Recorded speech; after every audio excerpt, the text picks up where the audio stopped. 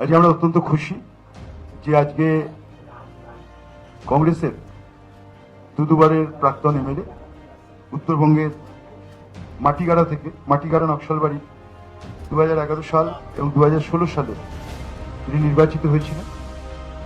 দার্জিলিং জেলা কংগ্রেসের তিনি সভাপতি বর্তমানেও ছিলেন গতকাল পর্যন্ত প্রায় 20 বছর, এআইসিসির মেম্বার প্রায় 15 বছর, উত্তরবঙ্গের অবজারভার ছিলেন 15 বছর। আজকে তিনি কংগ্রেস ছেড়ে মমতা বন্দ্যোপাধ্যায়ের আদর্শে অনুপ্রাণিত হয়ে আজকে মমতা বন্দ্যোপাধ্যায়ের উন্নয়ন যজ্ঞে সামিল হচ্ছেন। এটা অত্যন্ত, এবং আমরা আমাদের দলনেত্রী সভানেত্রী মমতা বন্দ্যোপাধ্যায় এবং আমাদের মামাটি মানুষের তরফ থেকে, আমাদের তৃণমূল কংগ্রেসের তরফ থেকে আমাদের সভাপতি সুব্রত বক্সী রয়েছেন, সহসভাপতি রয়েছেন জয়প্রকাশ মজুমদার, দলের আরেকজন সম্পাদক রয়েছেন বৈশ্বনাথ চট্টোপাধ্যায় সহ আমরা সবাই তাকে সাদরে গ্রহণ করছি। দলনেত্রী নির্দেশ দিয়েছেন, দলনেত্রীর নির্দেশ অনুযায়ী আজকে আমরা তাকে তৃণমূল কংগ্রেসে সামিল করছি।